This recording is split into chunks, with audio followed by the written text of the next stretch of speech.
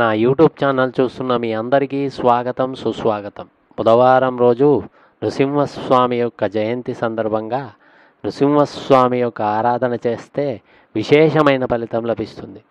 ఈ బుధవారం రోజు నృసింహ జయంతి రోజు లక్ష్మీనరసింహస్వామి యొక్క ఆలయానికి వెళ్ళి లక్ష్మీనరసింహస్వామికి తమ గోత్రనామాలతో అర్చన చేసుకొని లక్ష్మీనరసింహస్వామి ఆలయంలో కూర్చొని ఈ అష్టోత్తర శతనామావళిని పారాయణ చేసిన వారికి అఖండ ఐశ్వర్యంతో పాటు ఆయు ఆరోగ్యాలను ప్రసాదిస్తాడు లక్ష్మీనరసింహుడు. కనుక స్వామి యొక్క అనుగ్రహానికి పాత్రులవుతారని ఆశిస్తాం.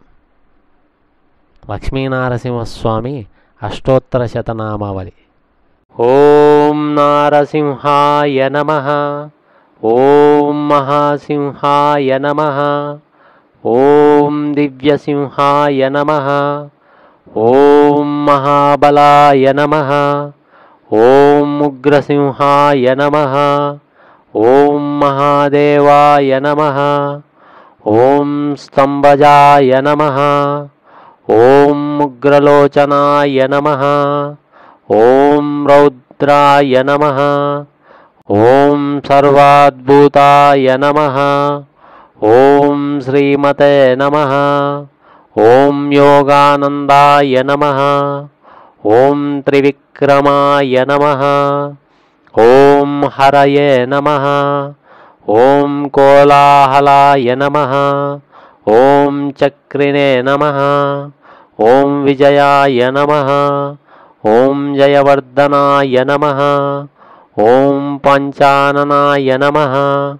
ఓం పరస్మై బ్రహ్మణే నమః. ఓం అఘోరాయ నమః. ఓం ఘోరవిక్రమాయ నమః. ఓం జ్వలన్ముఖాయ నమః. ఓం జ్వాలమాలినే నమః. ఓం మహాజ్వాలాయ నమః. ఓం మహాప్రభవే నమః. ఓం నిటిలాక్షాయ నమః. ఓం సహస్రాక్షాయ నమః.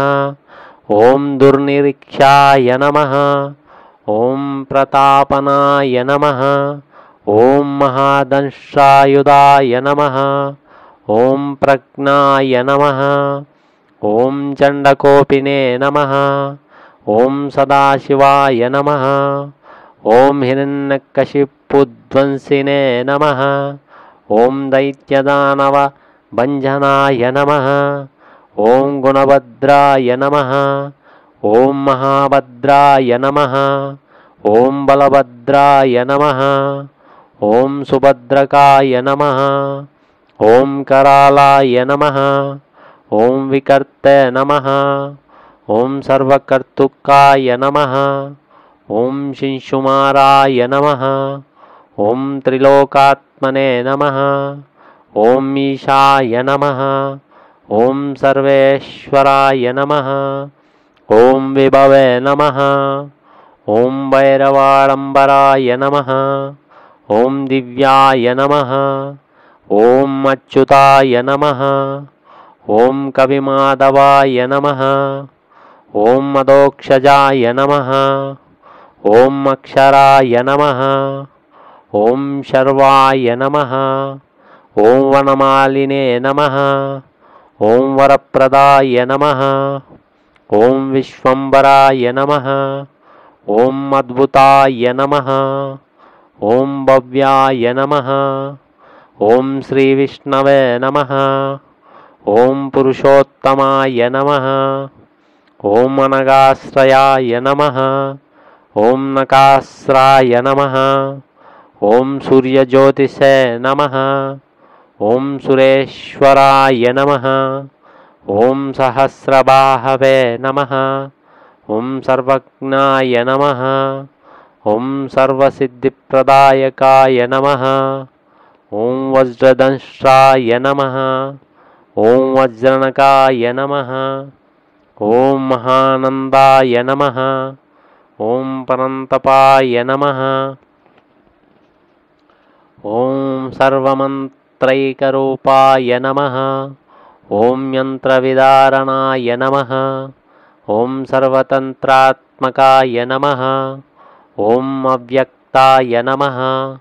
ఓం సువ్యక్తాయ నమః.